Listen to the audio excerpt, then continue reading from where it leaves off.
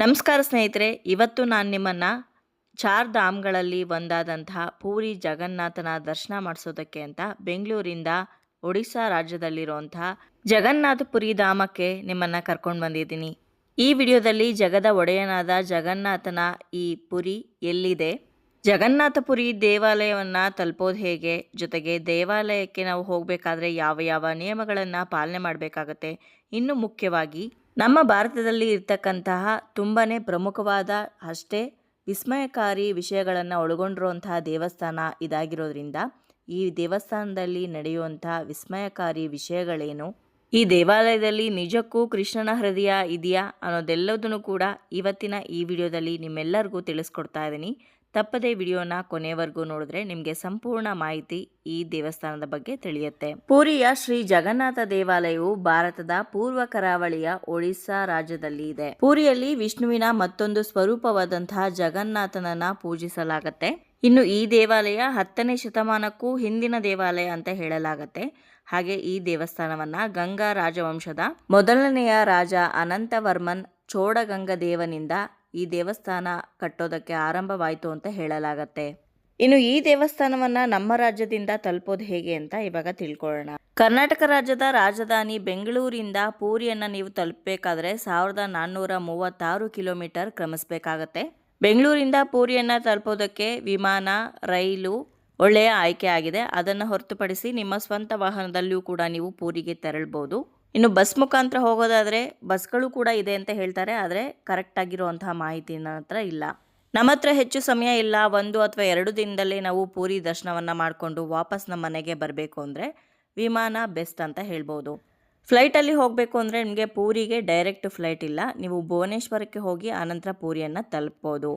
ಭುವನೇಶ್ವರ್ ಏರ್ಪೋರ್ಟಿಂದ ಪೂರಿ ನಿಮಗೆ 60ರಿಂದ 62 ಕಿಲೋಮೀಟರ್ ದೂರದಲ್ಲಿರುತ್ತೆ. ಕಾರನ್ನು ಬುಕ್ ಮಾಡಿಕೊಂಡು ಅಥವಾ ಲೋಕಲ್ ಬಸ್ಸಲ್ಲಿಯೂ ಕೂಡ ನೀವು ಪೂರಿಯನ್ನು ಭುವನೇಶ್ವರದಿಂದ ತಲುಪ್ಬೋದು. ಇನ್ನು ನಮಗೆ ಸ್ವಲ್ಪ ಸಮಯ ಜಾಸ್ತಿ ಇದೆ, ಹಾಗೆ ನಮಗೆ ಕಡಿಮೆ ಬಜೆಟಲ್ಲಿ ಟ್ರಾವೆಲ್ ಮಾಡಬೇಕು ಅಂತ ಅನ್ನೋರು ಬೆಸ್ಟ್ ಅಂದರೆ ಟ್ರೈನಲ್ಲಿ ಹೋಗುವಂಥದ್ದು. ನಿಮಗೆ ಡೈರೆಕ್ಟಾಗಿ ಬೆಂಗಳೂರಿಂದ ಪೂರಿಗೆ ಟ್ರೈನ್ ಅವೈಲೇಬಲ್ ಇದೆ. ನಾವು ಕೂಡ ಟ್ರೈನಲ್ಲೇ ಬೆಂಗಳೂರಿಂದ ಪೂರಿ ತಲುಪಿದ್ದು. ಪ್ರತಿ ಶನಿವಾರ ರಾತ್ರಿ 10:40ಕ್ಕೆ ಬೆಂಗಳೂರಿನ ಯಶವಂತಪುರ ರೈಲ್ವೆ ಸ್ಟೇಷನ್ನಿಂದ ಟ್ರೈನ್ ಹೊರಡುತ್ತೆ. ಈ ಟ್ರೈನ್ ಹೆಸರು ಗರೀಬ್ ರಥ್ ಎಕ್ಸ್ಪ್ರೆಸ್ ಅಂತ.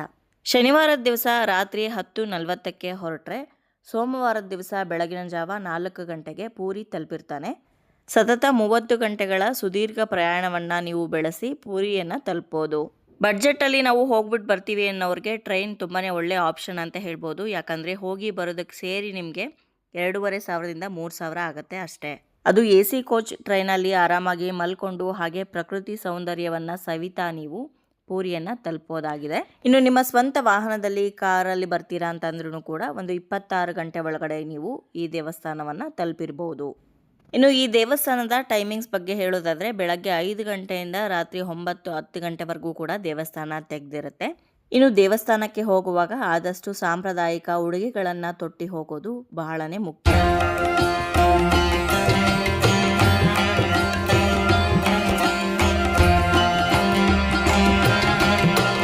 ಭಾರತದಲ್ಲಿ ಇರುವಂತಹ 4 ಧಾಮಗಳಲ್ಲಿ ಈ ಜಗನ್ನಾಥಪುರಿ ಧಾಮವೂ ಕೂಡ ಒಂದು ಅಂತ ಹೇಳಿದೆ. ಭಾರತದಲ್ಲಿ ಹುಟ್ಟಿರುವಂಥ ಪ್ರತಿಯೊಬ್ಬ ಹಿಂದುವಿಗೂ ಕೂಡ ಭಾರತ ದೇಶದಲ್ಲಿ ಇರುವಂಥ ಈ 4 ಧಾಮ್ ಪುಣ್ಯಕ್ಷೇತ್ರಗಳನ್ನು ಜೀವನದಲ್ಲಿ ಒಂದು ಸಲನಾದರೂ ನೋಡಬೇಕು ಅನ್ನೋ ಒಂದು ಹಂಬಲ ಇರುತ್ತೆ. ಈ 4 ಧಾಮಗಳಲ್ಲಿರುವಂತಹ ದೇವರ ದರ್ಶನವನ್ನು ಪಡೆಯೋದ್ರಿಂದ ತಾವು ಮಾಡಿರುವಂಥ ಎಲ್ಲ ಪಾಪಗಳು ನಶಿಸಿ ಪುಣ್ಯ ಪ್ರಾಪ್ತಿ ಆಗತ್ತೆ, ಜೊತೆಗೆ ಮೋಕ್ಷ ಪ್ರಾಪ್ತಿ ಆಗತ್ತೆ ಅನ್ನೋ ಕಾರಣಕ್ಕೋಸ್ಕರ ಪ್ರತಿಯೊಬ್ಬ ಹಿಂದುವೂ ಕೂಡ ಈ 4 ಧಾಮ್ಗಳ ದರ್ಶನ ಪಡೆಯೋದಕ್ಕೆ ಅಂತ ಹಂಬಲಿಸ್ತಾ ಇರ್ತಾನೆ. ಹಾಗಾದ್ರೆ ಈ 4 ಧಾಮ್ಗಳು ಯಾವ್ದ್ಯಾವುದು ಅಂದರೆ ಭಾರತದ ಉತ್ತರ ದಿಕ್ಕಿನಲ್ಲಿರುವಂಥ ಉತ್ತರಾಖಂಡಲ್ಲಿರುವಂಥ ಬದ್ರಿನಾಥ, ಭಾರತದ ದಕ್ಷಿಣ ದಿಕ್ಕಿನಲ್ಲಿರುವಂಥ ತಮಿಳುನಾಡಿನಲ್ಲಿರುವಂಥ ರಾಮೇಶ್ವರ, ಭಾರತದ ಪಶ್ಚಿಮ ದಿಕ್ಕಿನಲ್ಲಿರುವಂಥ ಗುಜರಾತ್ ರಾಜ್ಯದ ದ್ವಾರಕಾ, ಹಾಗೂ ಭಾರತದ ಪೂರ್ವ ದಿಕ್ಕಿನಲ್ಲಿ ಒಡಿಶಾ ರಾಜ್ಯದಲ್ಲಿ ಇರುವಂತಹ ಪೂರಿ ಜಗನ್ನಾಥ ಧಾಮ. ಈ 4 ಪುಣ್ಯಕ್ಷೇತ್ರಗಳು ಕೂಡ ಹಿಂದೂಗಳ ಪಾಲಿಗೆ ಅತ್ಯಂತ ಪವಿತ್ರವಾದಂಥ ಹಾಗೆ ಮೋಕ್ಷವನ್ನು ದಯಪಾಲಿಸುವಂಥ ಕ್ಷೇತ್ರಗಳು ಅಂತ ನಂಬಲಾಗಿದೆ. ಭಗವಂತನು ಪ್ರತಿದಿನ ಈ 4 ಧಾಮಗಳಿಗೆ ಭೇಟಿ ಕೊಡ್ತಾನೆ ಅಂತ ಹೇಳಲಾಗತ್ತೆ. ಭಗವಂತನ ಪ್ರತಿದಿನದ ಸ್ನಾನ ರಾಮೇಶ್ವರದಲ್ಲಾಗತ್ತೆ. ಹಾಗಾಗಿನೇ ರಾಮೇಶ್ವರದಲ್ಲಿ 22 ಬಾವಿಗಳಲ್ಲಿ ಸ್ನಾನ ಮಾಡುವಂಥದ್ದು ಪ್ರಖ್ಯಾತಿ ಹೊಂದಿದೆ, ನಿಮ್ಮೆಲ್ಲರಿಗೂ ಗೊತ್ತಿರೋ ಹಾಗೆ. ಅದೇ ರೀತಿಯಲ್ಲಿ ಭಗವಂತ ಮಧ್ಯಾಹ್ನದ ಊಟಕ್ಕೆ ಪೂರಿ ಜಗನ್ನಾಥ ದೇವಾಲಯಕ್ಕೆ ಬರ್ತಾನೆ ಅಂತ ಕೂಡ ಹೇಳಲಾಗತ್ತೆ. ಇದೇ ಕಾರಣಕ್ಕೋಸ್ಕರ ಈ ಪೂರಿ ಜಗನ್ನಾಥ ದೇವಾಲಯದಲ್ಲಿ ಸಿಗುವಂಥ ಪ್ರಸಾದಕ್ಕೆ ಅಷ್ಟೇ ಪ್ರಾಶಸ್ತ್ಯವನ್ನು ಕೊಟ್ಟಿದ್ದಾರೆ. ಇಲ್ಲಿ ತಯಾರಾಗುವಂಥ ಪ್ರಸಾದದ ಸ್ವಾರಸ್ಯಕರ ವಿಚಾರಗಳ ಬಗ್ಗೆ ಮುಂದೆ ವಿಡಿಯೋದಲ್ಲಿ ತಿಳಿಸ್ಕೊಡ್ತೀನಿ. ಅದಕ್ಕೂ ಮುಂಚೆ ಚಾರ್ಧಾಮಗಳ ಬಗ್ಗೆ ಸಂಪೂರ್ಣವಾಗಿ ತಿಳ್ಕೊಳ್ಳೋಣ. ರಾಮೇಶ್ವರದಲ್ಲಿ ಸ್ನಾನ ಮಾಡಿ ಪೂರಿ ಜಗನ್ನಾಥ ದೇವಾಲಯದಲ್ಲಿ ಊಟ ಮಾಡಿ ಸಂಜೆಯ ಧ್ಯಾನಕ್ಕೆ ಹಿಮಾಲಯದ ತಪ್ಪಲಲ್ಲಿರುವಂತಹ ಬದ್ರಿನಾಥ ದೇವಾಲಯಕ್ಕೆ ಬರ್ತಾನೆ ಅಂತ ಹೇಳಲಾಗತ್ತೆ.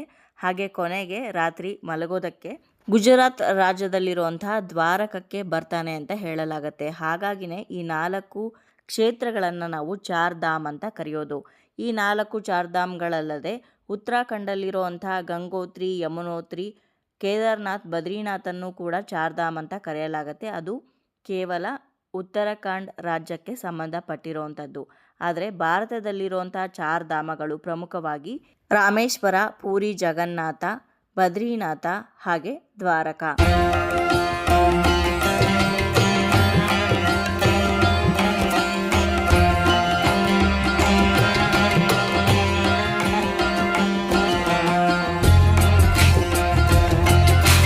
ಪೂರಿ ಜಗನ್ನಾಥ ದೇವಾಲಯದ ಇತಿಹಾಸ ಹಾಗೆ ಹಿನ್ನೆಲೆ ಏನು, ಈ ಜಾಗದಲ್ಲಿ ಜಗನ್ನಾಥ ಬಂದು ನೆಲೆಸಿದ ಹೇಗೆ ಅನ್ನೋದನ್ನ ಇವಾಗ ತಿಳ್ಕೊಳ್ಳೋಣ.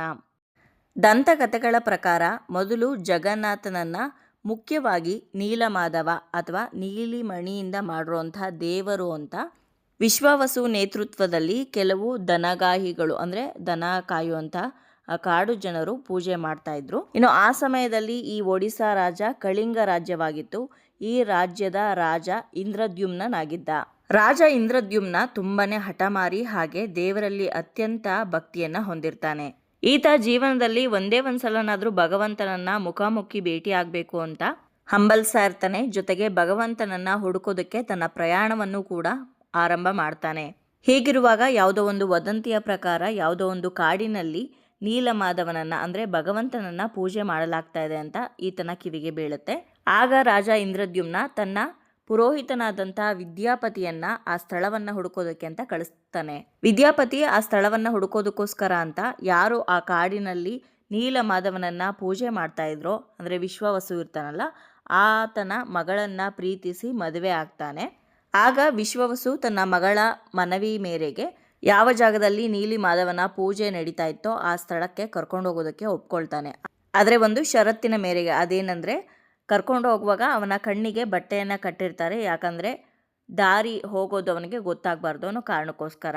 ಆದರೆ ವಿದ್ಯಾಪತಿ ಅವ್ರಿಗಿಂತನೂ ಬುದ್ಧಿವಂತ. ಅವರೆಲ್ಲರನ್ನೂ ಮೋಸ ಮಾಡಿ ಸಾಸಿವೆ ಬೀಜಗಳನ್ನು ಹೋಗೋ ದಾರಿಯಲ್ಲಿ ಚೆಲ್ಕೊಳ್ತಾ ಹೋಗಿರ್ತಾನೆ. ಯಾಕಂದರೆ ತಾನು ನೋಡಿ ಬಂದಂತಹ ಜಾಗವನ್ನು ಮತ್ತೆ ಗುರ್ತು ಮಾಡೋದಕ್ಕೋಸ್ಕರ. ಅವನು ಆ ಜಾಗವನ್ನು ನೋಡ್ಕೊಂಡು ಬಂದಿದ ನಂತರ ರಾಜ ಇಂದ್ರದ್ಯುಮ್ನನ್ನು ಕರ್ಕೊಂಡು ಹೋಗಿ ಮತ್ತೆ ಆ ಜಾಗವನ್ನು ತೋರಿಸ್ತಾನೆ. ಆದರೆ ದೇವರು ಅಲ್ಲಿಂದ ಹೊರಟೋಗಿರ್ತಾರೆ. ಆವಾಗ ನಾರದ ಮುನಿಗಳು ರಾಜನ ಮುಂದೆ ಕಾಣಿಸ್ಕೊಂಡು ನೀಲಿ ಪರ್ವತದಲ್ಲಿ ದೇವಾಲಯವನ್ನು ಸ್ಥಾಪನೆ ಮಾಡೋದಕ್ಕೆ ಅಂತ ಹೇಳ್ತಾರೆ. ಆದರೆ ಬ್ರಹ್ಮ ಅಲ್ಲಿ ದೀರ್ಘಕಾಲದ ಧ್ಯಾನ ಮಾಡಿದ್ದಕ್ಕೋಸ್ಕರ ದೇವಾಲಯ ಕುಸಿದು ಬಿದ್ದೋಗುತ್ತೆ. ಅನಂತರ ಮತ್ತೆ ನಾರದ ಮುನಿಗಳು ಇಂದ್ರದ್ಯುಮ್ನನಿಗೆ ಸಮುದ್ರದ ತೀರದಲ್ಲಿ ಒಂದು ಮರದ ತುಂಡು ತೇಲ್ಕೊಂಡು ಬರುತ್ತೆ. ಆ ಮರದ ತುಂಡಿನಿಂದ ವಿಗ್ರಹಗಳನ್ನು ತಯಾರು ಮಾಡಿ ದೇವಸ್ಥಾನವನ್ನು ನಿರ್ಮಾಣ ಮಾಡುವಂತ ಹೇಳ್ತಾರೆ. ಆ ಸಮುದ್ರದಲ್ಲಿ ತೇಲಿ ಬಂದಂತಹ ಮರದ ದಿಮ್ಮೆ ಏನಿತ್ತು ಅದರಿಂದನೇ ಜಗನ್ನಾಥ, ಬಲಭದ್ರ, ಸುಭದ್ರ ದೇವರ ವಿಗ್ರಹಗಳನ್ನು ನಿರ್ಮಾಣ ಮಾಡಿಸಿ ಈ ದೇವಸ್ಥಾನದಲ್ಲಿ ಪ್ರತಿಷ್ಠಾಪನೆ ಮಾಡಿ ಪೂಜಾ ಕೈಂಕರ್ಯಗಳನ್ನು ಆರಂಭ ಮಾಡಿದ್ರು ಅಂತ ಉಲ್ಲೇಖ ಇದೆ. ಇನ್ನು ಈ ಕಥೆಯಲ್ಲಿ ನೀಲಮಾಧವ ಅಂದರೆ ನೀಲಿಮಣಿಯ ಆಕಾರದಲ್ಲಿ ಭಗವಂತ ಇದ್ದ ಅಂತ ಹೇಳ್ತಾ ಇದ್ನಲ್ಲ, ಈ ನೀಲಿಮಣಿ ಎಲ್ಲಿಂದ ಬಂತು ಅಂತ ನಿಮ್ಮೆಲ್ಲರಿಗೂ ಪ್ರಶ್ನೆ ಇದ್ದಿರ್ಬೋದು. ಈ ನೀಲಿಮಣಿಯನ್ನೇ ನಾವು ಕೃಷ್ಣನ ಹೃದಯ ಅಂತ ಅಂದ್ಕೊಂಡಿರೋ ಅಂಥದ್ದು. ಇದನ್ನು ಬ್ರಹ್ಮ ಪದಾರ್ಥ ಅಂತ ಕರೆಯಲಾಗತ್ತೆ. ಈ ಬ್ರಹ್ಮ ಪದಾರ್ಥ ಅಥವಾ ನೀಲಮಾಧವ ಏನು ಆ ನೀಲಿಮಣಿ ಇದೆ, ಅದನ್ನೇ ಜಗನ್ನಾಥ ದೇವರ ವಿಗ್ರಹದಲ್ಲಿ ಇಡಲಾಗಿದೆ, ಸ್ಥಾಪನೆ ಮಾಡಲಾಗಿದೆ ಅಂತಲೂ ಕೂಡ ಹೇಳಲಾಗತ್ತೆ. ಹಾಗಾದ್ರೆ ಈ ಬ್ರಹ್ಮ ಪದಾರ್ಥ ಎಲ್ಲಿಂದ ಬಂತು, ಹೇಗೆ ಬಂತು ಅನ್ನೋದ್ರ ಹಿಂದೆನೂ ಕೂಡ ಒಂದು ಕತೆ ಇದೆ. ಅದನ್ನ ಇವಾಗ ತಿಳ್ಕೊಳ್ಳೋಣ. ನಮ್ಮೆಲ್ಲರಿಗೂ ಗೊತ್ತಿರೋ ಹಾಗೆ ಭಗವಂತ ಪ್ರಪಂಚದಲ್ಲಿ ಯಾವಾಗ ಅಧರ್ಮ ಹೆಚ್ಚಾಗುತ್ತೋ ಅಂತಹ ಸಮಯದಲ್ಲಿ ಧರ್ಮ ಸ್ಥಾಪನೆಗೋಸ್ಕರ ಅಂತ ವಿವಿಧ ಅವತಾರಗಳನ್ನು ಎತ್ತಿ ಈ ಭೂಮಿಗೆ ಬರ್ತಾನೆ. ಅದೇ ರೀತಿಯಲ್ಲಿ ದ್ವಾಪರ ಯುಗದಲ್ಲಿ ಕೃಷ್ಣನ ಅವತಾರದಲ್ಲಿ ಮಹಾವಿಷ್ಣು ಈ ಭೂಮಿಗೆ ಬಂದಿದ್ರು. ಮಹಾಭಾರತ ಯುದ್ಧ ಆಗಿ ಧರ್ಮ ಸ್ಥಾಪನೆ ಆದ ನಂತರ ರಾಜ್ಯವನ್ನ ಆಳಿ ಕೊನೆಗೆ ತಮ್ಮ ಅಂತ್ಯದ ಕಾಲ ಸಮೀಪಿಸಿದಾಗ ತಮ್ಮ ದೇಹ ತ್ಯಾಗವನ್ನ ದ್ವಾರಕದಲ್ಲಿ ಮಾಡ್ತಾರೆ. ಆ ಸಮಯದಲ್ಲಿ ಕೃಷ್ಣನ ಅಂತ್ಯಕ್ರಿಯೆಯನ್ನ ಪಾಂಡವರು ಮಾಡಿದ್ರು ಅಂತ ಹೇಳಲಾಗತ್ತೆ. ಅದರಲ್ಲಿ ಪ್ರಮುಖವಾಗಿ ಅರ್ಜುನ ಕೃಷ್ಣನ ಎಲ್ಲ ಅಂತ್ಯ ಸಂಸ್ಕಾರವನ್ನ ಮಾಡ್ತಾರೆ, ಅಂದರೆ ದೇಹ ದಹನವನ್ನ ಮಾಡ್ತಾರೆ. ಆ ಸಮಯದಲ್ಲಿ ಕೃಷ್ಣನ ಇಡೀ ದೇಹವು ಸುಟ್ಟು ಹೋಗುತ್ತೆ, ಆದರೆ ಕೃಷ್ಣನ ಹೃದಯ ಮಾತ್ರ ಸುಟ್ಟಿರೋದಿಲ್ಲ. ಆ ಹೃದಯ ಒಂದು ನೀಲಿ ಕಲ್ಲಿನ ರೂಪದಲ್ಲಿ ಪ್ರಕಾಶಮಾನವಾಗಿ ಇರುತ್ತೆ. ಆ ಸಮಯದಲ್ಲಿ ಅರ್ಜುನನಿಗೆ ಒಂದು ಅಶರೀರವಾಣಿ ಕೇಳಿಸುತ್ತೆ. ಅದೇನೆಂದರೆ, ಈ ಹೊಳಿತಾ ಇರುವಂತಹ ನೀಲಿ ಬಣ್ಣದ ಕಲ್ಲು ಅಂದರೆ ಬ್ರಹ್ಮ ಪದಾರ್ಥ ಏನಿದೆ, ಇದನ್ನು ಒಂದು ಮರದ ದಿಮ್ಮೆಯಲ್ಲಿ ಇಟ್ಟು ಅದನ್ನು ನದಿಯಲ್ಲಿ ತೇಲಿ ಬಿಡಬೇಕು ಅಂತ. ಅದೇ ರೀತಿಯಲ್ಲಿ ಅರ್ಜುನ ಕೃಷ್ಣನ ಹೃದಯ ಅಂತ ಭಾವಿಸಿರುವಂಥ ಈ ನೀಲಿ ಮಾಧವನನ್ನು ಆ ಮರದ ತುಂಡಲ್ಲಿ ಇಟ್ಟು ನದಿಯಲ್ಲಿ ತೇಲಿ ಬಿಡ್ತಾನೆ. ಆ ನದಿಯಲ್ಲಿ ತೇಲ್ಕೊಂಡು ಬಂದಂಥ ಮರದ ದಿಮ್ಮೆ ಸಮುದ್ರವನ್ನು ಸೇರಿ ಇಂದ್ರದ್ಯುಮ್ನ ರಾಜನ ಕೈಗೆ ಸಿಕ್ಕತ್ತೆ. ಇಂದ್ರದ್ಯುಮ್ನ ರಾಜ ಇದೇ ಮರದ ತುಂಡಿನಿಂದ ಜಗನ್ನಾಥ, ಬಲಭದ್ರ, ಸುಭದ್ರರ ವಿಗ್ರಹವನ್ನು ಮಾಡಿಸ್ತಾರೆ. ಇನ್ನು ದೇವಸ್ಥಾನದ ಒಳಗಡೆ ಜಗನ್ನಾಥ, ಬಲಭದ್ರ, ಸುಭದ್ರ ದೇವರ ವಿಗ್ರಹಗಳೇನಿದೆ ಅದು ಅಪೂರ್ಣವಾಗಿದೆ. ಯಾಕೆ? ಇದಕ್ಕೂ ಕೂಡ ಒಂದು ಕತೆ ಇದೆ, ಅದನ್ನ ಇವಾಗ ತಿಳ್ಕೊಳ್ಳೋಣ. ದಂತಕಥೆಗಳ ಪ್ರಕಾರ ರಾಜ ಇಂದ್ರದ್ಯುಮ್ನ ಮೂರ್ತಿಗಳನ್ನು ಕೆತ್ತನೆ ಮಾಡೋದಕ್ಕೆ ಅಂತ ಶಿಲ್ಪಿಗಳನ್ನು ಹುಡುಕ್ತಾ ಇರ್ತಾನೆ. ಈ ಸಮಯದಲ್ಲಿ ವಿಶ್ವಕರ್ಮ ರಾಜನ ಕಣ್ಣಿಗೆ ಬೀಳ್ತಾನೆ. ತುಂಬಾನೇ ವಯಸ್ಸಾಗಿರುತ್ತೆ ವಿಶ್ವಕರ್ಮನಿಗೆ. ಹಾಗೆ ಮೂರ್ತಿಯನ್ನು ಕೆತ್ತನೆ ಮಾಡೋದಕ್ಕೆ ನನಗೆ 15 ದಿನಗಳ ಕಾಲ ಬೇಕಾಗತ್ತೆ ಅಂತ ಹೇಳ್ತಾರೆ. ಹಾಗೆ ಈ ಮೂರ್ತಿಗಳನ್ನು ಕೆತ್ತನೆ ಮಾಡೋದಕ್ಕೆ ಕೆಲವೊಂದು ಷರತ್ತುಗಳನ್ನು ವಿಧಿಸ್ತಾರೆ. ಅದೇನೆಂದರೆ, 15 ದಿನಗಳ ಕಾಲ ನನಗೆ ಈ ಮೂರ್ತಿ ಕೆತ್ತನೆ ಮಾಡೋದಕ್ಕೆ ಸಮಯ ಬೇಕು. ಈ ಸಮಯದಲ್ಲಿ ನನಗೆ ಯಾರೂ ತೊಂದರೆ ಕೊಡಬಾರ್ದು. ನಾನು ಒಂದು ಕತ್ತಲು ಕೋಣೆಯಲ್ಲಿ ಕೂತ್ಕೊಂಡು ಈ ಮೂರ್ತಿಗಳನ್ನು ಕೆತ್ತನೆ ಮಾಡ್ತೀನಿ. ಯಾರಾದರೂ 15 ದಿನಗಳ ಒಳಗಾಗಿ ಬಂದು ನನಗೆ ತೊಂದರೆ ಕೊಟ್ಟರೆ ನಾನು ಅಲ್ಲಿಗೇನೆ ಮೂರ್ತಿ ಕೆತ್ತನೆ ಮಾಡುವಂಥ ಕೆಲಸನ ನಿಲ್ಲಿಸ್ಬಿಡ್ತೀನಿ ಅಂತ ಷರತ್ತುಗಳನ್ನು ಹೇಳ್ತಾನೆ. ಆ ಷರತ್ತುಗಳಿಗೆ ಒಪ್ಪಿ ರಾಜ ಒಂದು ಕೋಣೆಯನ್ನು ಏರ್ಪಾಡು ಮಾಡಿ ಆ ಕೋಣೆಯ ಒಳಗಡೆ ವಿಶ್ವಕರ್ಮನನ್ನು ಬಿಟ್ಟು ಬಾಗಿಲು ಹಾಕೊಂಡು ಹೊರಟೋಗ್ತಾರೆ. ಅದಾದ ನಂತರ 10 ದಿನಗಳು ಕಳೆಯುತ್ತೆ. ಆ ಕೋಣೆಯಿಂದ ಯಾವುದೇ ಒಂದು ಶಬ್ದ ಕೇಳಿಸ್ತಾ ಇರೋದಿಲ್ಲ. ಇಂದ್ರದ್ಯುಮ್ನ ಹೆಂಡತಿ ಅಂದರೆ ರಾಜನ ಹೆಂಡತಿ ರಾಣಿಗೆ ತುಂಬಾನೇ ಚಿಂತೆ ಆಗುತ್ತೆ. ಈಕೆಯ ಹೆಸರು ಗುಂಡೀಚ ಅಂತ. ಈ ಒಂದು ಹೆಸರನ್ನ ತುಂಬಾನೇ ಚೆನ್ನಾಗಿ ನೆನಪಲ್ಲಿ ಇಟ್ಕೊಳ್ಳಿ, ಯಾಕಂದ್ರೆ ಮುಂದೆ ಕಥೆಯಲ್ಲಿ ಗುಂಡೀಚ ಅನ್ನೋ ಒಂದು ಹೆಸರಿನ ಪ್ರಸ್ತಾಪ ಮತ್ತೆ ಬರುತ್ತೆ. ಆಗ ಗುಂಡೀಚ ದೇವಿ ಏನು ಮಾಡ್ತಾಳೆ, ರಾಜನಿಗೆ ಒತ್ತಾಯ ಮಾಡ್ತಾಳೆ. ಏನು ಶಬ್ದನೇ ಬರ್ತಾ ಇಲ್ಲ, ಅವನು ಕೆಲಸ ಮಾಡ್ತಾ ಇದ್ದಾನೋ ಇಲ್ವೋ ಒಳಗಡೆ ಗೊತ್ತಾಗ್ತಾ ಇಲ್ಲ. ಒಂದ್ಸಲ ಆ ಕೋಣೆಯ ಬಾಗಿಲು ತೆಗೆದು ನೋಡೋಣ, ಮೂರ್ತಿಯ ಕೆತ್ತನೆ ಎಲ್ಲಿಗೆ ಬಂದಿದೆ ಅಂತ ತುಂಬಾನೇ ಒತ್ತಾಯ ಮಾಡಿದ್ರಿಂದ ರಾಜ ಆ ಕೋಣೆಯ ಬಾಗಿಲನ್ನು ತೆರಿತಾನೆ. ಆದರೆ ಆ ಕೋಣೆಯ ಒಳಗಡೆ ಆ ಶಿಲ್ಪಿ, ವಿಶ್ವಕರ್ಮ ಶಿಲ್ಪಿ ಏನಿದ್ದ, ಅವನು ಯಾವುದೇ ಕುರುಹುಗಳು ಅಲ್ಲಿ ಇರೋದಿಲ್ಲ. ಹಾಗೆ ಅಲ್ಲಿ ಅವನು 3 ಅಪೂರ್ಣವಾಗಿರುವಂತಹ ವಿಗ್ರಹಗಳನ್ನು ಅಂದರೆ ಮೂರ್ತಿಗಳನ್ನು ಬಿಟ್ಟು ಮಾಯ ಆಗಿರ್ತಾನೆ. ಈ ರೀತಿ ಅಪೂರ್ಣವಾಗಿರುವಂತಹ ಮೂರ್ತಿಗಳನ್ನೇ ನಾವು ಇವತ್ತಿನ ದಿವಸ ಜಗನ್ನಾಥ ಮಂದಿರದಲ್ಲಿ ನೋಡುವಂಥದ್ದು. ದೇವಸ್ಥಾನದ ಗರ್ಭಗುಡಿಯಲ್ಲಿ ಬಲಭಾಗದಲ್ಲಿ ಬಲರಾಮ ಅಂದರೆ ಬಲಭದ್ರ, ಮಧ್ಯದಲ್ಲಿ ಸುಭದ್ರ, ಎಡಭಾಗದಲ್ಲಿ ಜಗನ್ನಾಥ ಇರ್ತಾರೆ. ಇನ್ನು ಈ ಮೂರ್ತಿಗಳನ್ನು ವಿಶೇಷವಾಗಿರುವಂಥ ಬೇವಿನ ಮರದಲ್ಲಿ ಮಾಡಲಾಗತ್ತೆ. ಅಷ್ಟೇ ಅಲ್ಲದೆ ಮೂರ್ತಿಗಳನ್ನು ಪ್ರತಿ 12ರಿಂದ 19 ವರ್ಷಗಳ ಒಳಗಡೆ ಬದಲಾಯಿಸಲಾಗತ್ತೆ. ಈ ರೀತಿ ಬದಲಾಗುವಂಥ ವಿಗ್ರಹದ ಆಚರಣೆಯನ್ನು ನವಕಳೇವರ ಅಂತ ಕರೀತಾರೆ. ಪೂರಿ ಜಗನ್ನಾಥ ದೇವಾಲಯದಲ್ಲಿ ನಡೆಯುವಂಥ ಅತ್ಯಂತ ಸ್ವಾರಸ್ಯಕರ ಘಟನೆ ಇದು. ನವಕಳೇವರ ಅಥವಾ ದೇವತೆಗಳ ಮರದ ವಿಗ್ರಹಗಳನ್ನು ಬದಲಾಯಿಸುವಂಥ ಕೆಲಸ ಏನಿದೆ, ಇದನ್ನು ತುಂಬನೇ ಗೌರವಾನ್ವಿತವಾಗಿ ಜೊತೆಗೆ ಪದ್ಧತಿಗಳನ್ನು ಅನುಸರಿಸಿ ಹಳೆಯ ಪದ್ಧತಿಗಳ ಪ್ರಕಾರವೇ ಮಾಡ್ತಾರೆ. ನವಕಳೇವರ ಯಾವ ಸಮಯದಲ್ಲಿ ನಡೆಯುತ್ತೆ ಅಂದರೆ, ಯಾವ ವರ್ಷ ಆಷಾಢ ಮಾಸದಲ್ಲಿ 2 ಹುಣ್ಣಿಮೆಗಳು ಬರುತ್ತೋ ಆ ವರ್ಷದಲ್ಲಿ ಈ ವಿಗ್ರಹ ಬದಲಾವಣೆಯ ಕಾರ್ಯ ನಡೆಸಲಾಗತ್ತೆ. ಅದು 12 ವರ್ಷದಿಂದ 19 ವರ್ಷದ ಒಳಗಡೆ ಯಾವಾಗ ಬೇಕಾದರೂ ಬರ್ಬೋದು. 13 ವರ್ಷಕ್ಕಾದರೂ ಬರ್ಬೋದು, 14 ವರ್ಷಕ್ಕಾದರೂ ಬರ್ಬೋದು, 19 ವರ್ಷಕ್ಕಾದರೂ ಬರ್ಬೋದು. ಈ ವಿಗ್ರಹಗಳನ್ನು ತಯಾರು ಮಾಡೋದಕ್ಕೆ ಅಂತ ಪವಿತ್ರವಾದಂಥ ಬೇವಿನ ಮರವನ್ನು ಗುಪ್ತ ಪ್ರದೇಶದಿಂದ ಆಯ್ಕೆ ಮಾಡ್ತಾರೆ. ಆ ರೀತಿ ಆಯ್ಕೆ ಮಾಡಿದಂಥ ಮರದ ತುಂಡಿನಿಂದ ವಿಗ್ರಹಗಳನ್ನು ತಯಾರು ಮಾಡ್ತಾರೆ. ತಯಾರಾದಂತಹ ವಿಗ್ರಹಗಳಿಗೆ ಹಳೆಯ ವಿಗ್ರಹದಲ್ಲಿರುವಂತಹ ಬ್ರಹ್ಮ ಪದಾರ್ಥವನ್ನು ವರ್ಗಾವಣೆ ಮಾಡಲಾಗತ್ತೆ. ಈ ಸಮಯದಲ್ಲಿ ಇಡೀ ಪೂರಿ ನಗರ ಏನಿದೆ ಆ ನಗರದ ವಿದ್ಯುತ್ ಸಂಪರ್ಕವನ್ನು ಕಡಿತಗೊಳಿಸಲಾಗತ್ತೆ. ಜೊತೆಗೆ ದೇವಸ್ಥಾನದ ಸುತ್ತಲೂ ಕೂಡ ಪೊಲೀಸ್ ಹಾಗೆ ಮಿಲಿಟರಿ ಬಂದೋಬಸ್ತ್ ಇರುತ್ತೆ. ಇನ್ನು ಯಾರು ಆ ಬ್ರಹ್ಮ ಪದಾರ್ಥವನ್ನು ಹೊಸ ವಿಗ್ರಹಕ್ಕೆ ಸ್ಥಳಾಂತರ ಮಾಡ್ತಾರೋ ಅಂಥವರ ಅಂದರೆ ಪುರೋಹಿತರ ಕಣ್ಣಿಗೆ ಬಟ್ಟೆಯನ್ನು ಕಟ್ಟಲಾಗತ್ತೆ, ಜೊತೆಗೆ ಕೈಗೆ ಗ್ಲೌಸನ್ನು ಹಾಕಲಾಗತ್ತೆ. ಅನಂತರ ಹಳೆಯ ವಿಗ್ರಹದಲ್ಲಿ ಇರುವಂಥ ಆ ಬ್ರಹ್ಮ ಪದಾರ್ಥವನ್ನು ಹೊಸ ವಿಗ್ರಹಕ್ಕೆ ಸ್ಥಳಾಂತರ ಮಾಡಿ ಪ್ರಾಣ ಪ್ರತಿಷ್ಠಾಪನೆಯನ್ನು ಮಾಡಲಾಗತ್ತೆ ಅಂತ ಹೇಳ್ತಾರೆ. ಇನ್ನು ಕೈಯಲ್ಲಿ ಆ ಬ್ರಹ್ಮ ಪದಾರ್ಥ ಇರುವಾಗ ಆ ಹೃದಯ ಬಡಿದುಕೊಳ್ಳುವಂಥ ವೈಬ್ರೇಷನ್ ಫೀಲ್ ಆಗತ್ತೆ ಅಂತಲೂ ಕೂಡ ಹೇಳ್ಕೊಂಡಿದ್ದಾರೆ ಪುರೋಹಿತರು. ಹೊಸ ವಿಗ್ರಹಕ್ಕೆ ಆ ಬ್ರಹ್ಮ ಪದಾರ್ಥವನ್ನು ಸ್ಥಳಾಂತರ ಮಾಡಿದ ನಂತರ ಹಳೆಯ ವಿಗ್ರಹಗಳನ್ನು ದೇವಸ್ಥಾನದ ಆವರಣದಲ್ಲೇ ಹೂಳಲಾಗತ್ತೆ.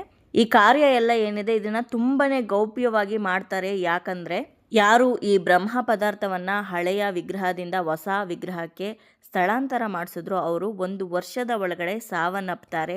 ಇದೇ ಈ ದೇವಾಲಯದ ಅತ್ಯಂತ ರೋಚಕವಾದಂತಹ ಒಂದು ರಹಸ್ಯ ಅಂತ ಹೇಳ್ಬೋದು.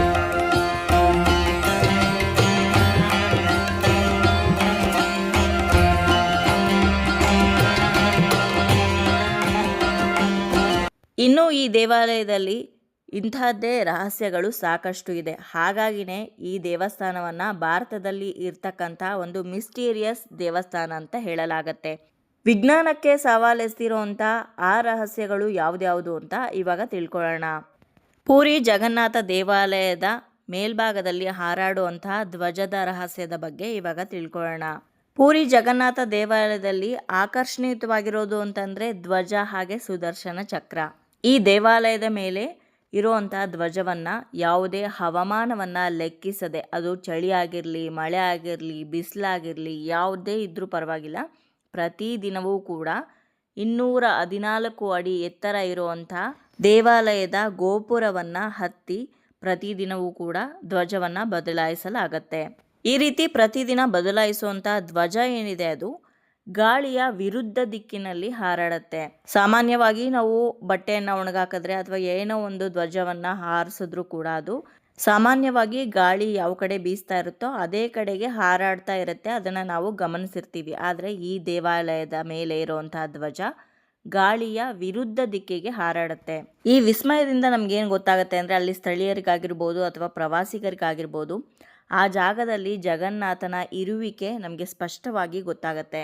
ಇನ್ನು ಈ ದೇವಾಲಯದ ಮೇಲಿರುವಂಥ ಸುದರ್ಶನ ಚಕ್ರ ಸುಮಾರು 2 ಟನ್ ಭಾರ ಇದೆ ಅಂತ ಹೇಳಲಾಗತ್ತೆ. ಅಂದರೆ 2 ಟನ್ಗಿಂತನೂ ಹೆಚ್ಚು, 2000 kgಗಿಂತನೂ ಕೂಡ ಹೆಚ್ಚು ಭಾರವಾಗಿದ್ದು, ಪೂರಿ ಸಿಟಿಯಿಂದ ನೀವು ಯಾವುದೇ ಸ್ಥಳದಿಂದ ನೋಡಿದ್ರೂ ಕೂಡ ಸುದರ್ಶನ ಚಕ್ರ ನಮ್ಮ ಕಡೆಗೆ ತಿರುಗಿರೋ ರೀತಿನೇ ಕಾಣಿಸುತ್ತೆ. ಪೂರಿ ದೇವಸ್ಥಾನದಿಂದ ನಾವು ಉಳ್ಕೊಂಡಂತಹ ರೂಮು 3 ಕಿಲೋಮೀಟರ್ ದೂರದಲ್ಲಿದ್ದರೂ ಕೂಡ ನಮ್ಮ ರೂಮಿಂದ ಪೂರಿ ಜಗನ್ನಾಥನ ಗೋಪುರ ಹಾಗೆ ಗೋಪುರದ ಮೇಲಿರುವಂಥ ಸುದರ್ಶನ ಚಕ್ರ ಕ್ಲಿಯರ್ ಆಗಿ ನಾವು ಕಣ್ಣಿಂದ ನೋಡ್ಬೋದಾಗಿತ್ತು. ಅಷ್ಟು ಚೆನ್ನಾಗಿ ಕಾಣಿಸುತ್ತೆ. ಇನ್ನು ಈ ಗೋಪುರದ ಮೇಲೆ ಸುದರ್ಶನ ಚಕ್ರ ಏನಿದೆ ಆ ಸುದರ್ಶನ ಚಕ್ರ ಇರುವಂತಹ ಜಾಗದಲ್ಲಿ ಯಾವುದೇ ಪಕ್ಷಿಗಳ ಹಾರಾಟ ನಡೆಯೋದಿಲ್ಲ ಅಂತ ಹೇಳ್ತಾರೆ. ಅಷ್ಟೇ ಅಲ್ಲದೆ ಈ ದೇವಾಲಯ ಆಗಿರ್ಬೋದು ಹಾಗೆ ಈ ಪೂರಿ ನಗರ ಆಗಿರ್ಬೋದು ಈ ಎರಡನ್ನೂ ಕೂಡ ರಕ್ಷಣೆ ಮಾಡ್ತಾ ಇರೋದು ಈ ಸುದರ್ಶನ ಚಕ್ರ ಅಂತಲೇ ಹೇಳಲಾಗಿದೆ. ಇನ್ನು ಯಾವತ್ತಾದರೂ ಒಂದು ದಿನ ದೇವಾಲಯದ ಗೋಪುರದ ಮೇಲೆ ಧ್ವಜದ ಬದಲಾವಣೆ ಆಗದೇ ಇದ್ದಂಥ ಪಕ್ಷದಲ್ಲಿ ಅಥವಾ ಯಾವತ್ತಾದರೂ ಈ ಗೋಪುರದ ಮೇಲ್ಭಾಗದಲ್ಲಿ ಪಕ್ಷಿ ಹಾರಾಡುವಂಥದ್ದು, ಗೋಪುರದ ಮೇಲೆ ಬಂದು ಪಕ್ಷಿ ಕುಳಿತುಕೊಳ್ಳುವಂಥದ್ದು ಆದರೆ ಏನಾದರೂ ಒಂದು ಕೆಡುಕು ಸಂಭವಿಸುತ್ತೆ ನಮ್ಮ ದೇಶಕ್ಕೆ ಅಂತ ಆ ಒಂದು ಸೂಚನೆಯನ್ನು ಕೊಡುತ್ತೆ ಅಂತ ಹೇಳಲಾಗತ್ತೆ. ಅಷ್ಟೇ ಅಲ್ಲದೆ ಯಾವುದಾದ್ರೂ ಒಂದು ಹವಾಮಾನ ವೈಪರೀತ್ಯಗಳು ಆಗ್ಬೋದು, ಅಂದರೆ ಸುನಾಮಿ ಆಗ್ಬೋದು ಅಥವಾ ಭೂಕಂಪ ಆಗ್ಬೋದು, ಸಂಭವಿಸ್ಬೋದು ಅಂತಲೂ ಕೂಡ ಹೇಳಲಾಗತ್ತೆ. ಇನ್ನು ಜಗನ್ನಾಥ ದೇವಾಲಯದ ಮಹಾಪ್ರಸಾದದ ರಹಸ್ಯದ ಬಗ್ಗೆ ಇವಾಗ ತಿಳ್ಕೊಳ್ಳೋಣ. ನಾನು ಮೊದಲೇ ಹೇಳಿದ್ನಲ್ವಾ, ಭಗವಂತ ಮಧ್ಯಾಹ್ನದ ಊಟಕ್ಕೆ ಅಂತ ಪೂರಿ ಜಗನ್ನಾಥ ದೇವಾಲಯಕ್ಕೆ ಬರ್ತಾನೆ ಅಂತ ಹೇಳಿದೆ. ಹಾಗಾಗಿನೇ ಇಲ್ಲಿ ಚಪ್ಪನ್ ಭೋಗ್ ಅಂತ ಮಾಡ್ತಾರೆ. ಅಂದರೆ 56 ಬಗೆಯ ತಿಂಡಿಗಳನ್ನು ಅಡುಗೆಗಳನ್ನು ಮಾಡಿ ಜಗನ್ನಾಥನಿಗೆ ನೈವೇದ್ಯವನ್ನು ಅರ್ಪಿಸಲಾಗತ್ತೆ. ನಮ್ಮ ಮನೆಗೆ ಯಾರಾದರೂ ಗೆಸ್ಟ್ ಬರ್ತಾರೆ ಅಂತಂದ್ರೇ ಎಷ್ಟೊಂದು ವೆರೈಟಿ ಅಡುಗೆಗಳನ್ನು ಮಾಡಿ ಅವ್ರನ್ನ ವೆಲ್ಕಮ್ ಮಾಡ್ತೀವಲ್ವ, ಅದೇ ರೀತಿ ಸ್ವತಃ ಭಗವಂತನೇ ಈ ದೇವಾಲಯಕ್ಕೆ ಊಟಕ್ಕೆ ಬರ್ತಾನೆ ಅಂತಂದರೆ ಎಷ್ಟು ವೆರೈಟಿ ಅಡುಗೆಗಳನ್ನು ಮಾಡ್ಬೋದು. ಅದರಲ್ಲೂ ಇಲ್ಲಿ ಅಡುಗೆ ತಯಾರಿಸುವಂಥ ವಿಧಾನವೇ ಬೇರೆ ರೀತಿಯದ್ದಾಗಿದೆ. ಅದೇನೆಂದರೆ ಈ ದೇವಾಲಯದಲ್ಲಿ ವಿಶೇಷವಾಗಿ ಮಣ್ಣಿನ ಮಡಿಕೆಗಳಲ್ಲಿ ಪವಿತ್ರವಾದಂಥ ಮಹಾಪ್ರಸಾದವನ್ನು ತಯಾರು ಮಾಡ್ತಾರೆ. ಆ ತಯಾರಿಸುವಂಥ ರೀತಿಯೂ ಕೂಡ ವಿಭಿನ್ನವಾಗಿದೆ. ಅದೇನೆಂದರೆ ಒಂದೇ ಮಡಿಕೆಯನ್ನು ಒಲೆ ಮೇಲಿಟ್ಟು ಆಹಾರವನ್ನು ತಯಾರು ಮಾಡೋದಿಲ್ಲ. ಒಂದು ಮಡಿಕೆಯ ಮೇಲೆ ಮತ್ತೊಂದು ಮಡಿಕೆ, ಮತ್ತೊಂದು ಮಡಿಕೆ ಮೇಲೆ ಇನ್ನೊಂದು ಮಡಿಕೆ, ಈ ರೀತಿಯಾಗಿ 7 ಮಡಿಕೆಗಳನ್ನು ಒಂದರ ಮೇಲೆ ಒಂದಿಟ್ಟು ಪಿರಮಿಡ್ ರೀತಿಯಲ್ಲಿ ಮಡಿಕೆಗಳನ್ನು ಜೋಡಿಸಿ ಆಹಾರವನ್ನು ತಯಾರು ಮಾಡಲಾಗುತ್ತೆ, ಅಂದರೆ ಪ್ರಸಾದವನ್ನು ತಯಾರು ಮಾಡಲಾಗುತ್ತೆ. ಈ ರೀತಿ ಜೋಡಿಸಿರೋಂಥ ಮಡಿಕೆಗಳಲ್ಲಿ ಮೊದಲನೇ ಮಡಿಕೆ ಅಂದರೆ ಮೇಲೆ ಇಟ್ಟಿರೋಂಥ ಮಡಿಕೆಯಲ್ಲಿ ಮೊದಲು ಆಹಾರ ತಯಾರಾಗತ್ತೆ ಅಂತ ಹೇಳ್ತಾರೆ. ಆದರೆ ಕೆಳಗಡೆ ಬೆಂಕಿ ಇಟ್ಟಿರೋದು ಕೆಳಗಡೆ ಮಡಿಕೆಯಲ್ಲಿ ಮೊದಲು ಆಹಾರ ತಯಾರಾಗಬೇಕಲ್ವಾ, ಆದರೆ ಇಲ್ಲಿ ಮೊದಲನೇ ಮಡಿಕೆಯಲ್ಲಿ ಆಹಾರ ಬೇಗನೆ ತಯಾರಾಗತ್ತೆ ಅಂತ ಹೇಳ್ತಾರೆ. ಇನ್ನು ಭಾರತದಲ್ಲಿರುವಂಥ ಪ್ರಸಿದ್ಧವಾದಂಥ ದೇವಸ್ಥಾನ ಅಂದರೆ ತುಂಬಾನೇ ಜನ ಬರ್ತಾರೆ. ಅದರಲ್ಲೂ ವಿಶೇಷ ದಿನಗಳಲ್ಲಿ ರಥಯಾತ್ರೆಯ ಸಮಯದಲ್ಲಂತೂ ಹೇಳೋದೇ ಬೇಡ, ಸಾಕಷ್ಟು ಜನಗಳು ದೇವಸ್ಥಾನಕ್ಕೆ ಬಂದರೂ ಕೂಡ, ಎಷ್ಟೇ ಜನ ಬಂದರೂ ಕೂಡ ಯಾವತ್ತಿಗೂ ಮಹಾಪ್ರಸಾದ ಇಲ್ಲಿ ಖಾಲಿ ಆಗೋದಿಲ್ಲ ಅಂತಲೂ ಕೂಡ ಹೇಳ್ತಾರೆ. ಇನ್ನು ಪೂರಿ ಜಗನ್ನಾಥ ದೇವಾಲಯ ಸಮುದ್ರದ ತೀರದಲ್ಲೇ ಇರುವಂಥ ದೇವಾಲಯ ಆಗಿದೆ. ಹಾಗಾಗಿ ನಮಗೆ ಸಿಂಹದ್ವಾರದಲ್ಲಿ ಅಥವಾ ಬೇರೆ ಯಾವುದೇ ದ್ವಾರಗಳಲ್ಲಿ 4 ದ್ವಾರಗಳಿದೆ. ಆ ದ್ವಾರಗಳಲ್ಲಿ ನಿಂತ್ಕೊಂಡ್ರು ಕೂಡ ಅಲೆಗಳ ಸದ್ದು ಕೇಳಿಸುತ್ತೆ. ಆದರೆ ದೇವಸ್ಥಾನದ ಒಳಗಡೆ ಪ್ರವೇಶ ಮಾಡ್ತಾ ಇದ್ದಂಗೆ ನಿಮಗೆ ಯಾವುದೇ ಅಲೆಗಳ ಸದ್ದು ಕೇಳಿಸೋದಿಲ್ಲ. ತುಂಬನೇ ಪ್ರಶಾಂತವಾಗಿರುತ್ತೆ ದೇವಸ್ಥಾನದ ಒಳಗಡೆ, ಯಾವುದೇ ಶಬ್ದವನ್ನು ಕೂಡ ನೀವು ಕೇಳೋದಿಲ್ಲ. ಇನ್ನು ಈ ದೇವಾಲಯವನ್ನು ಯಾವ ರೀತಿ ನಿರ್ಮಾಣ ಮಾಡಿದ್ದಾರೆ ಅಂತಂದರೆ, ಆ ಮೇಯ್ನ್ ಗೋಪುರ ಏನಿದೆ, ಗರ್ಭಗುಡಿಯ ಮೇಲಿರುವಂಥ ರಾಜಗೋಪುರ, ಈ ಗೋಪುರ 214 ಅಡಿ ಎತ್ತರವಾಗಿದೆ. ಇಷ್ಟು ಎತ್ತರವಾಗಿರುವಂಥ ಗೋಪುರ ಆಗಿದ್ರೂ ಕೂಡ ಇದರ ನೆರಳು ನೆಲದ ಮೇಲೆ ಬೀಳೋದಿಲ್ಲ. ಇದು ಕೂಡ ಒಂದು ಈ ದೇವಾಲಯದ ರಹಸ್ಯ ಅಂತ ಹೇಳ್ಬೋದು.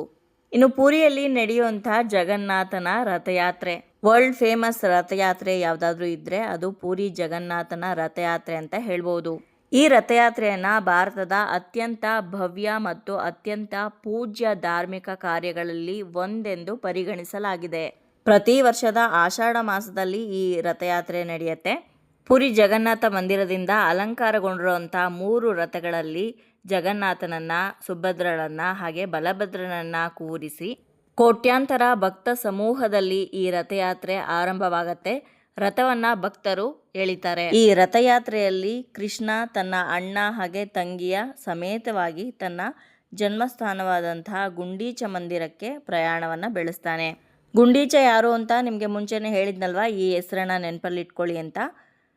ಇಂದ್ರದ್ಯುಮ್ನ ರಾಜನ ಹೆಂಡತಿ ಈ ಗುಂಡೀಚ ದೇವಿ. ಯಾರು ಈ ಮೂರ್ತಿಗಳನ್ನು ಕೆತ್ತನೆ ಮಾಡ್ತಾ ಇರುವಾಗ ಅರ್ಧಕ್ಕೇನೆ ಬಾಗಿಲು ತೆಗೆದು ನೋಡಿರ್ತಾಳಲ್ಲ, ಈಕೆಯೇ ಅವಳು.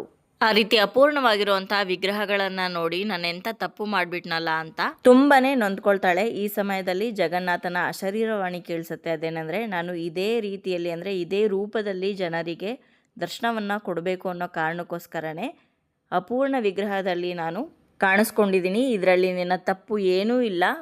ನಿನ್ನ ಹಾಗೂ ನಿನ್ನ ಪತಿಯ ಭಕ್ತಿಗೆ ನಾನು ಮೆಚ್ಚಿದ್ದೀನಿ. ಹಾಗಾಗಿನೇ ನನ್ನ ದೇವಸ್ಥಾನದಿಂದ ಪ್ರತಿ ವರ್ಷವೂ ಕೂಡ 15 ದಿನಗಳ ಕಾಲ ನಿನ್ನ ಮನೆಗೆ ಬಂದು ನಾನು ಆತಿಥ್ಯವನ್ನು ಸ್ವೀಕರಿಸ್ತೀನಿ ಅಂತ ಜಗನ್ನಾಥ ಹೇಳಿರ್ತಾರೆ. ಇದೇ ಕಾರಣಕ್ಕಾಗಿ ಪ್ರತಿ ವರ್ಷವೂ ಕೂಡ ಜಗನ್ನಾಥ ರಥಯಾತ್ರೆಯ ಮೂಲಕ ಗುಂಡೀಚ ದೇವಾಲಯಕ್ಕೆ ಹೋಗಿ ಅಲ್ಲಿ 15 ದಿನಗಳ ಕಾಲ ಕಳೀತಾರೆ. ಇವಾಗ ನೀವು ನೋಡ್ತಾ ಇರುವಂಥದ್ದು ಗುಂಡೀಚ ದೇವಾಲಯ. ಇದು ಪೂರಿ ಜಗನ್ನಾಥ ದೇವಾಲಯದಿಂದ 2.5 ಅಥವಾ 3 ಕಿಲೋಮೀಟರ್ ದೂರದಲ್ಲಿದೆ. ಈ ದೇವಾಲಯ ವರ್ಷದಲ್ಲಿ ಬರೀ 15 ದಿನಗಳು ಮಾತ್ರ ತೆರೆದಿರುತ್ತೆ. ಇನ್ನು ಬಾಕಿ ಎಲ್ಲ ಸಮಯದಲ್ಲೂ ಕೂಡ ಈ ದೇವಾಲಯ ಮುಚ್ಚಿರುತ್ತೆ.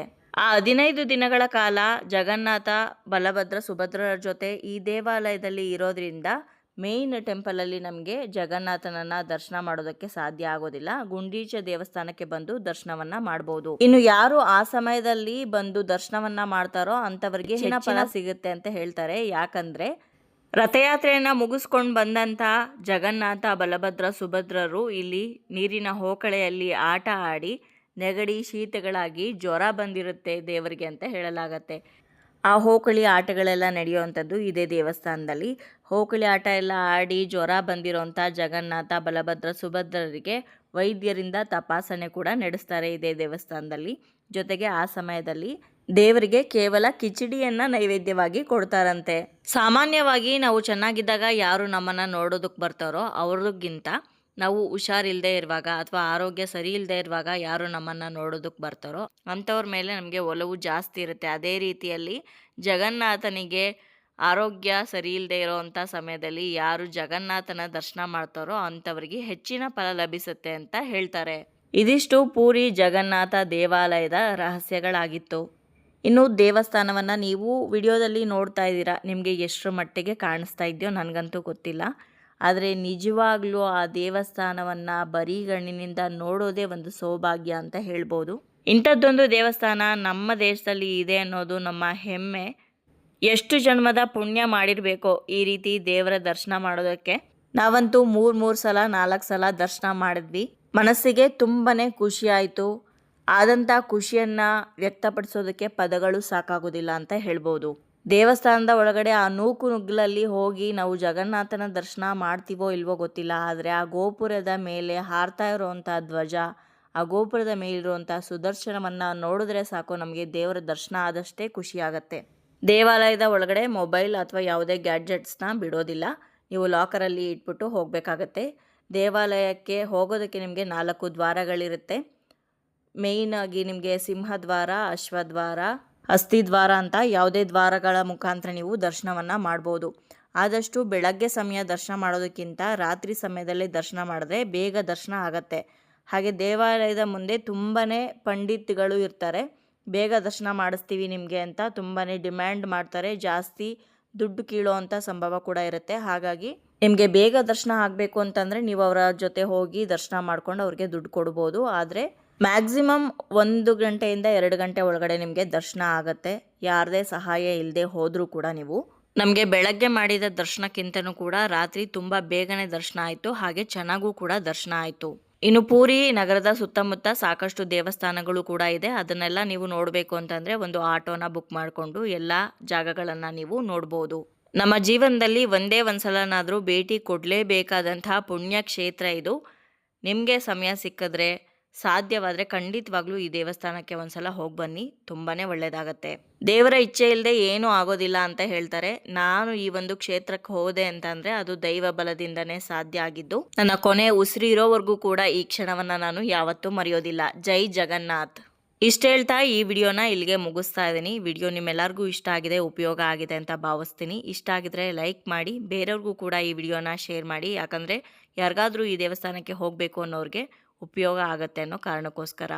ಹಾಗಿದ್ರೆ ಮತ್ತೊಂದು ವಿಡಿಯೋದಲ್ಲಿ ನಿಮ್ಮನ್ನ ಭೇಟಿ ಆಗ್ತೀನಿ. ಅಲ್ಲಿಯವರೆಗೂ ಧನ್ಯವಾದಗಳು. ಲೋಕ ಸಮಸ್ತ ಸುಖಿನೋ ಭವಂತು.